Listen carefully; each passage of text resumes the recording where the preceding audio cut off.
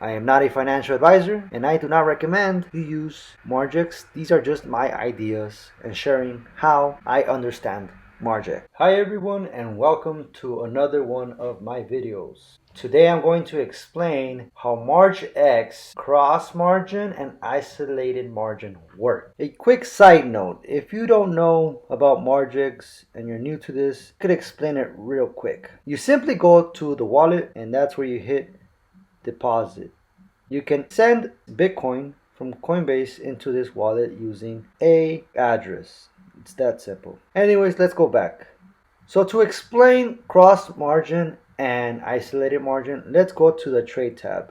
So here we have the trade tab. If we scroll up, we can see that I already have an order here with 28 leverage isolated. And here we can see all these buttons on how to buy and sell. First, let me explain what margin means, or in other words, leverage. All it means is how much more you're borrowing. So if you put in $1 and you do 100x leverage, it's like borrowing 100 times what you put in. So $1 is actually $100 that you're trading with. So if we go to cross margin, here you have some explanations of what it is. You could read that, or you can continue with my video. Let's press confirm. With cross margin, you're automatically doing 100x leverage. The only thing is you get to choose how much of your wallet you are using. If you go to my wallet, you can see that I have $124 available. So like I said, if we're doing 100x leverage and I choose 100% of my wallet, all that means is we're going to multiply 100 times my wallet amount. As you can see here, it's 11,600. Very close to my wallet amount. It's not always going to be the exact amount, which in this case it would have been 12,400. This is due to liquidation concerns. In case you get liquidated, there still needs to be money for fees. I am not familiar with the exact fees Margex charges, and I am also fairly new, but I'm here to explain how cross and isolated works. Let me give you another example. Is if we use 50%, now I'm using 50% of my wallet, and then that 50% of my wallet is multiplied times 100. So in this case, it's going to be $5,800 that I'm going to be playing with. So if Bitcoin goes up by 1%, then I'm going to make 1% of that $5,800. If Bitcoin goes down 1%, then I'm going to lose 1% of that $5,800. How much money would it take? What percent would it take me to be liquidated in this case? From my understanding, I feel that if I use 50% of my account, only that 50% will be lost. But I am not sure. I could clearly lose up to my whole wallet amount. As we look at the definition of what is margin, we can see all corresponding available balance can be lost in the event of liquidation. But looking further at the definition, it looks like what they mean by corresponding is only the amount you choose. Note that you don't necessarily have to choose the buttons down here. You can input a custom amount.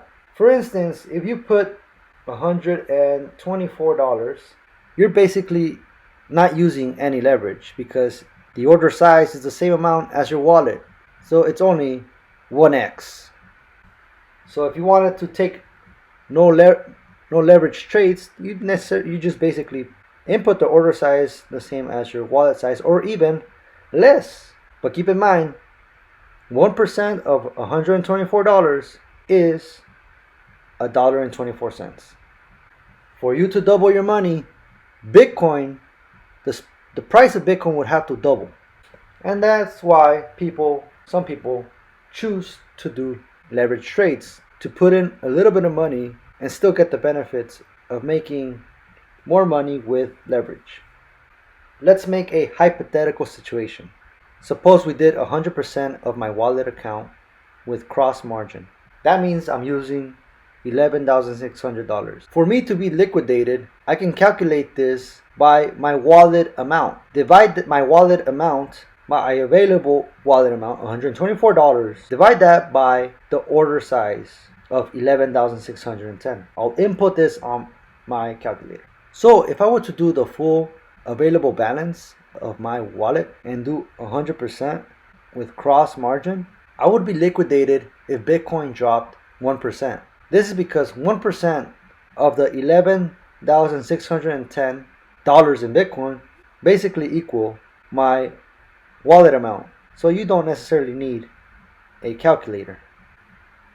Let's do another example. What about 50%? Well, because 50 is half, then for me to be liquidated, Bitcoin would have to drop 2%, because 2% of 5,800 is equal to my available wallet balance, which would go into the trade. Now let's move on to isolated margin. On isolated margin, we click isolated, and here, instead of automatically doing 100x leverage, now we can change how much leverage we get to control in a range. So you technically could do this with cross as well by manually inputting the order size that you prefer. Here on isolated, you can also input your preferred amount. You want that 1x, you just type in your wallet amount, $124. At this point, the number you put in isolated, it doesn't really make a difference. So by inputting the order size, you're manually inputting the leverage. I can see how this can get very confusing. In this example of $124 and isolated 100x, it's kind of like using 1% of my account but still doing the 100x. So 1% of my account is 1% of my account is $1.24.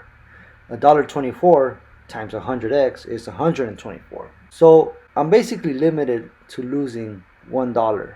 And again, I will lose that $1.24 if Bitcoin drops by 1%. This has taken me a bit of experimenting.